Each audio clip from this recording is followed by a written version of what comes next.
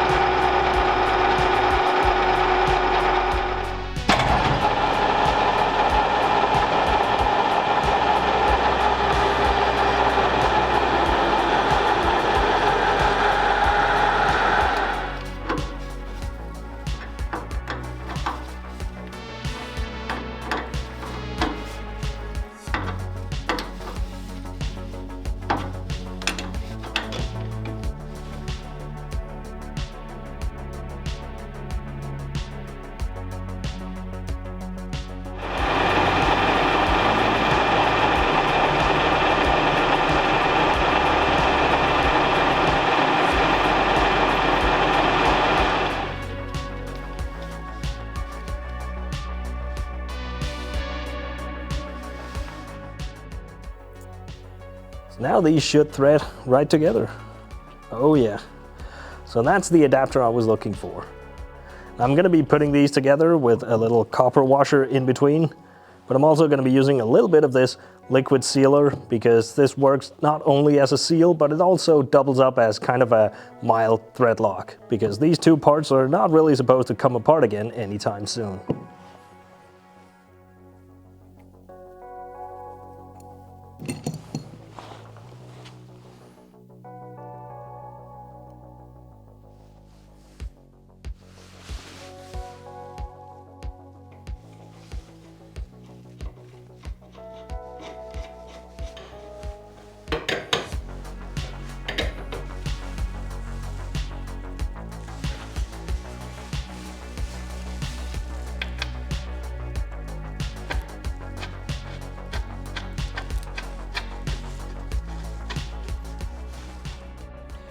Okay, so I got this kind of locked in place without having actually fully tightened anything down. I brought it up at a bit of an angle, so I'm a little close to my PTO shaft up here, but that should be all right. This doesn't really move up and down all that much. What I am a little concerned about is that I'm still not exactly sure what I'm going to be doing with the exhaust. So if I do go with the original setup, then the muffler is going to be hanging right here from these tabs. So that does bring it a little close to where I'm turning this into a plastic hose. but it doesn't actually get very hot, and besides I do think we have plenty of room here, so it should be all good. So now I'm gonna be bringing this PVC hose up to the front. Okay, so to be fair, I don't actually know if this stuff is made from PVC. It's probably not. I've never really looked into it. We just always call it that. But it doesn't really matter anyway. It's just the standard type of flexible airline that is typically used in all the modern heavy vehicles that have pneumatic systems. Or really, it's used in just about any pneumatic system for that matter. So it does need a little support bushing for it to work in these crimp fittings. Otherwise, it's just gonna crush it.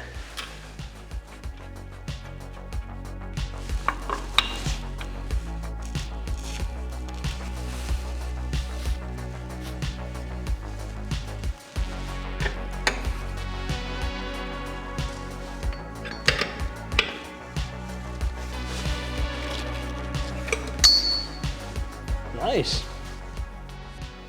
All right, so now this just needs a couple of holders down here on the frame, and then that is gonna live right there and not really get in the way of anything, so that's perfect. Well, actually, it might be in the way when we have to run some hydraulic lines back here, but that's a problem for another day.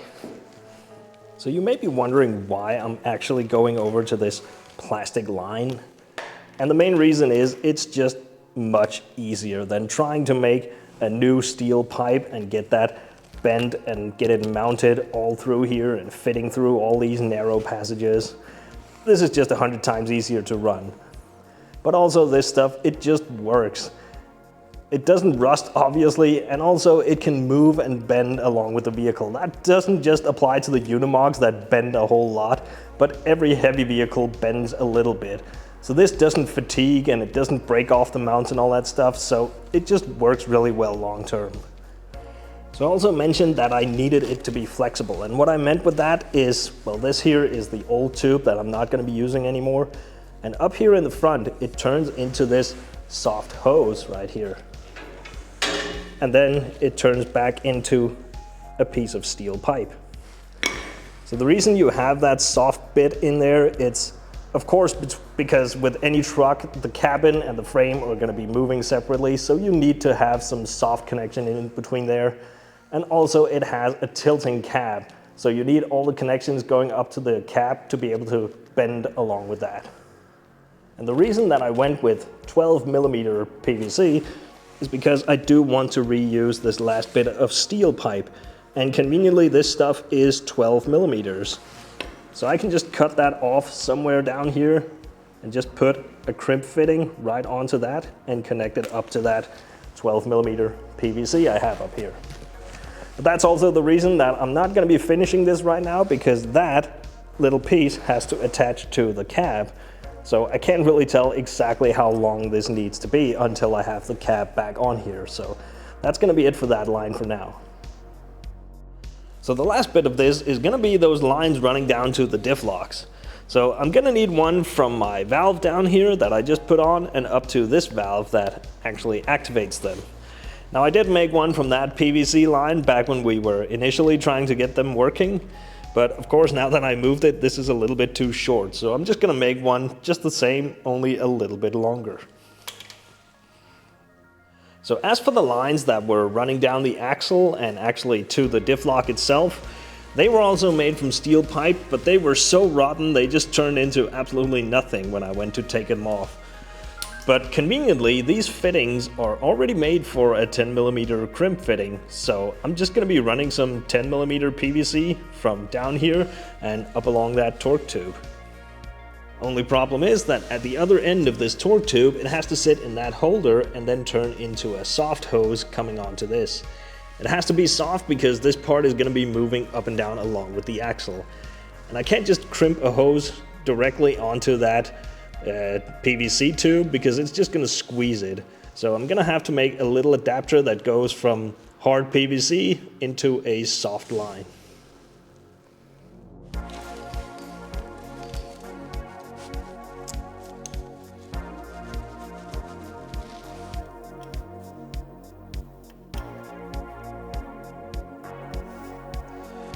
Last time I just had it strapped onto this piece of pipe here, and that worked pretty well, so I'm just gonna do that again.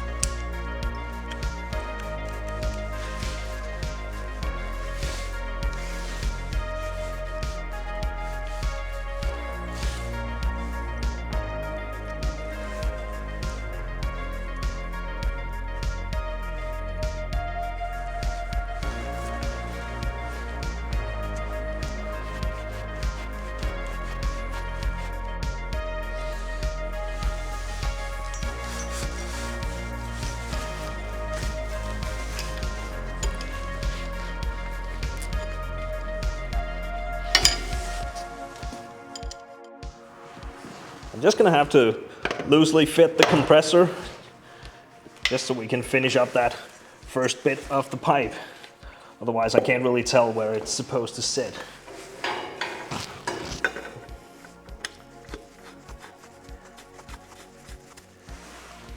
Kind of like that.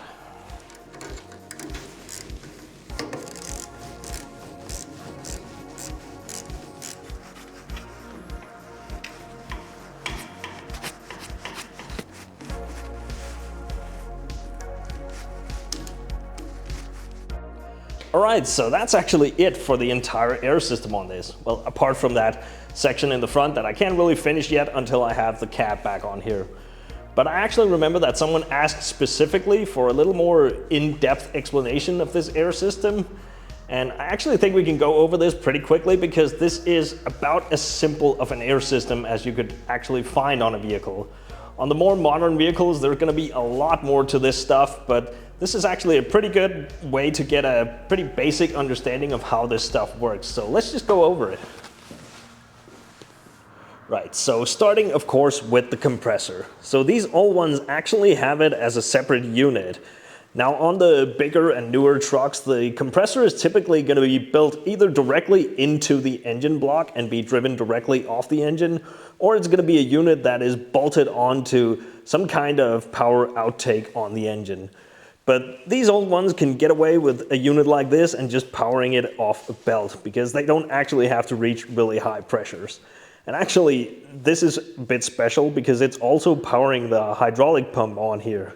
So the axle just goes straight through and powers this little hydraulic pump as well. And if you've seen of some of the early parts of this series, you would have already seen me messing with that.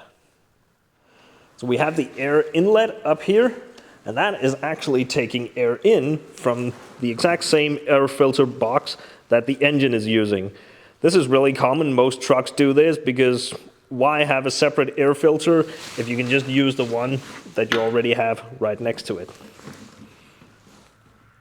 So another good thing to know is that the compressor also has its own oil. There's a drain plug here and a fill plug right here. And this has a little vent built into it because there's just going to be some pressure leaking past the piston and getting in there, so you're going to need it to be able to vent that out. But then you have your output coming out here, and I did switch to PVC or plastic lines further out in the system, but up here by the compressor you do want this to be a steel pipe, or at least a heat-resistant pipe of some kind, because compressing the air just makes it really hot. So this is just going to be way too hot for it to be a plastic line up here. But this is a pretty low pressure and low volume kind of compressor. So by the time this had gotten down here to where it's connected by this little rubber hose, it would have already cooled down enough that it's not going to melt that. But on the bigger or newer trucks that are running much higher pressures and much more volume, you will often see that the line coming out of the compressor then runs into a big spiral before it moves on. And that's just to give that pipe more surface area and give that air more time to cool off before it runs out into the valves that also have stuff that can melt. Now, the reason it is connected with this little rubber hose right here is because this does have to be able to move. Right here, it's connected to the frame, and up there, it's connected to the engine, basically. And because it's a Unimog, the engine and frame are going to be moving a lot relative to each other. So if it didn't have a little area where it could bend in, this pipe would just fatigue and break at some point. So running further back from that, we run right into the pressure regulator back here. And that does exactly what the name suggests. It regulates the pressure in the whole system.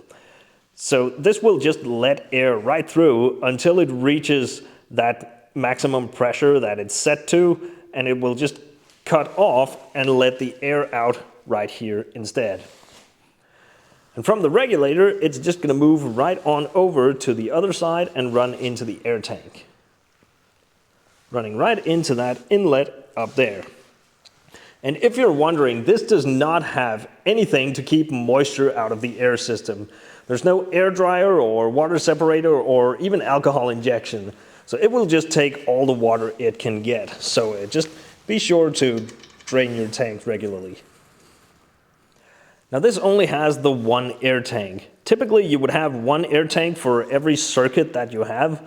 And this technically has two circuits, but both of them are so small and using so little air that there's just no point in having several tanks. So then it's going to run out the outlet down there that I just put on, running into this T-piece, and that's where it separates into two circuits, technically. But we will get back to this one in a little bit. For now, we're going to follow this one running up to the front. That's the one that I just put in. I will secure that a little better later on when I know where everything needs to be. And for now, it's just ending right here in this front section, but this is the part that needs to be bendy because this is where it runs up into the cab.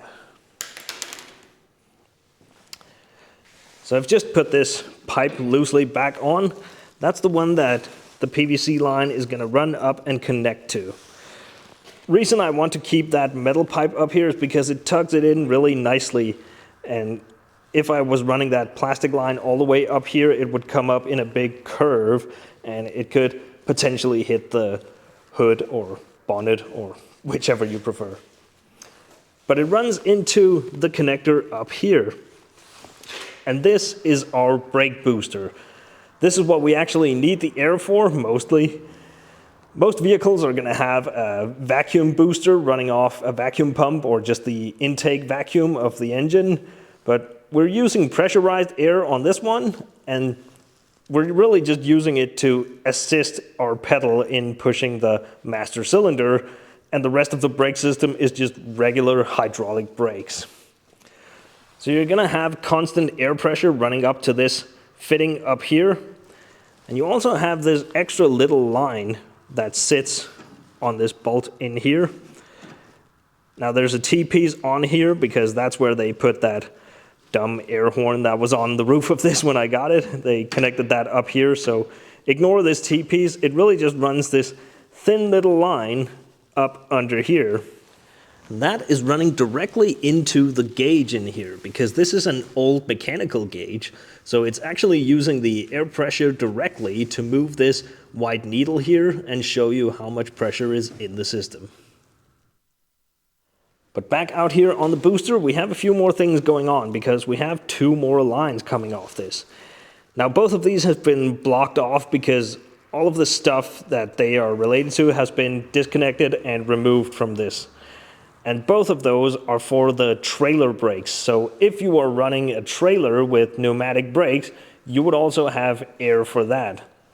So that would be your, let me just think, that would be your supply line for the trailer, and this would be your brake line for the trailer. And that's why this one also has a little pipe coming off of it, because there's actually an extra needle on that gauge. Now that's going to be a little harder to show because they are right on top of each other right now. But underneath the white one, there is an orange needle. And that's going to be showing you how much brake pressure you are putting out. And it's reading it off that line because that's what's going to get pressurized when you apply the brakes. So both of those lines, if they weren't blocked off, they would have come around and run back down to the chassis. So they would just follow the path that we came from, running all the way down to the back. Well, technically no, but they would run back down here to a couple of connectors that have obviously also been removed on this, but they are actually still on my 416, so I can just show you from that. So there's one that was supposed to be yellow. This isn't really anymore. That is the service line, so that's the one that pressurizes when you apply the brakes. And then you have a red one, which is your supply line. So that is what is pumping the air tank on your trailer. So if you actually still had the trailer connections, you would also have an extra valve up here, and that's why I said it technically didn't run directly to that, because one of them would run to a valve here that is for your parking brake. It would have a lever on it that just connects right to your parking brake on this, so that when you pull that, you would open that valve and it would apply brake pressure to the trailer as well. So that was basically the brake system. So let's talk about the other circuit that is coming off this T-piece right here after the air tank. And that runs right into this valve. That's what we're going to be calling an overflow valve. And this is mostly a safety thing. So what this does is that it won't actually open and let air through until the system has reached a certain pressure. And the same goes if the pressure drops on this side, it will also cut off and not let all the air out through that. So running out from that, we go up this little line that I put on into this valve. This is what activates our diff locks. So when we move this lever over once, it's in four-wheel drive. If we move it over once more, it's in four-wheel drive and diff lock. It pushed this little thing in. So that lets the air run through that into this and into this little T-pipe right here. This one is going to be running down to the front air locker, and the other one is going to be running down to the rear air locker. So on this, that valve actually serves as a bit of a double safety. Now, its main purpose is to preserve the brakes. So this circuit out here has a lot of little connections and extra valves and a lot of the moving parts in there with air in it. There's a lot of potential for things to leak on here. And we don't want it so that if something is leaking, that we lose all of our air pressure out there and we don't have anything left for the brakes. So this one will cut off before then, and you will still retain some pressure to keep your brakes working. But on these, that valve actually serves as a little bit of an extra safety for your diff locks. But this is more like a mechanical safety, because the way the lockers work is that inside the axle, right around the axle shaft, there's a little collar with some teeth on it. And you use the air pressure to push that collar over to where it engages with a matching set of teeth on the differential carrier, and that's what's locking up the whole thing. Now, if you don't actually have enough air pressure to push that all the way, it may only move over a little bit and only engage at the very tip of those teeth. If you then go and put a lot of load on it, you may actually shear off some of those teeth and damage the air locker. And going in to fix that is actually a really big and potentially expensive job. So having this here actually ensures that you can't really activate the lockers until there is sufficient pressure for those to fully engage.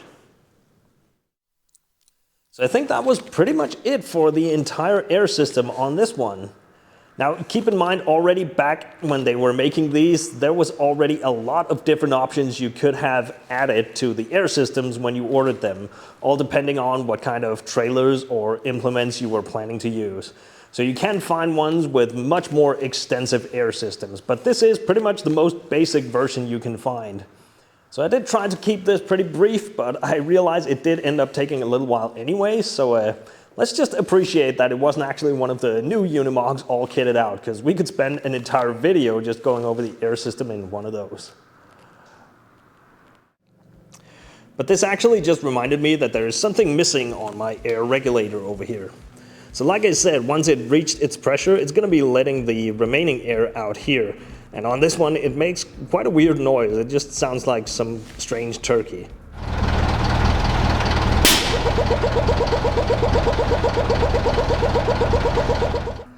Now it is actually supposed to have like a little filter down here, not only to keep it closed, but also to help with the noise level.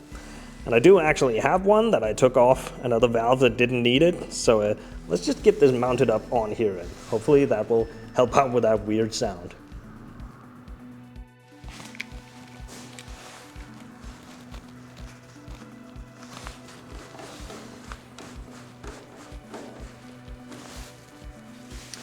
Cool. It'll be interesting to hear what that sounds like. Now enough about air, let's get some more parts back on this. Starting with the battery box. Now this is just a fiberglass shell, but it could use a bit of cleaning and some fresh paint. And also we're gonna need the other half of it, so I'm gonna have to come up with something for that.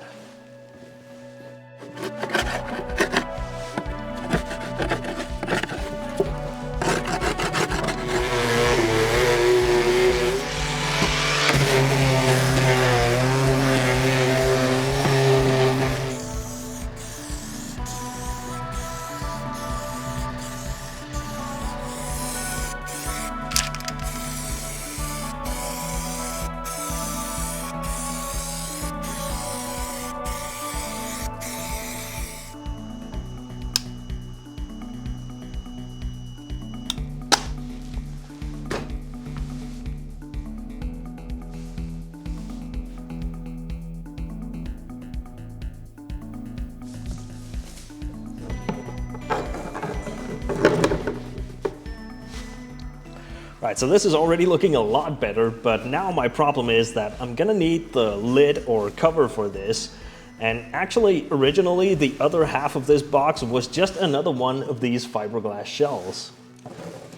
So the other half would just be turned around like this, and then these bolts would come through a couple of holes right here in the corners, and you would have some finger screws to tighten this down onto it. And actually, these indents right here, they would be pushing against the battery on the inside. So not only would this be the cover, but it's actually also what is holding the battery in place. But there is a little problem with that, because that means that the box only has this dimension. So you are really limited to a certain kind of battery that will fit right in between these when it's all tightened down. And I'm thinking that's why a lot of these have lost their lid over the years, because someone else might have wanted to throw a different battery in here and it wouldn't fit inside the box, so they just put something else over here and left the cover off. But really, I'm gonna be having the same problem. If I put something like this in here, it's already in line with the edge of the box, so it wouldn't actually fit inside the original box if you just put another one of these shells on top of this. So I'm thinking that I'm gonna build something in here with a little bar across that you can actually use to tighten and hold down the battery. And then I'm gonna build some other box to go around this that is just gonna be held on with these long screws out here. So let's just see what we can come up with.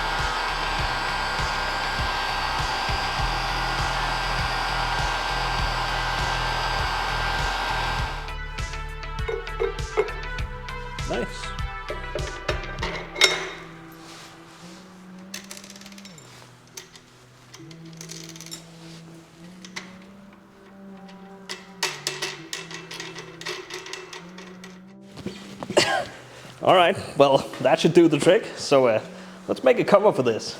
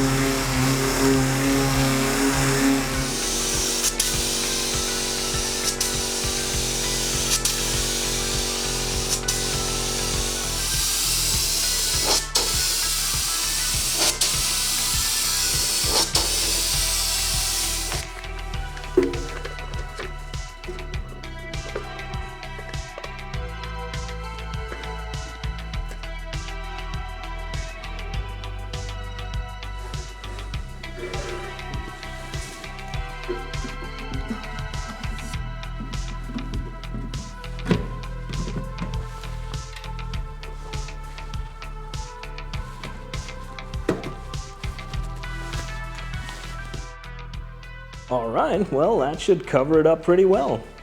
And it doesn't look like it's gonna be shaking or rattling or anything weird, so this should work pretty nice.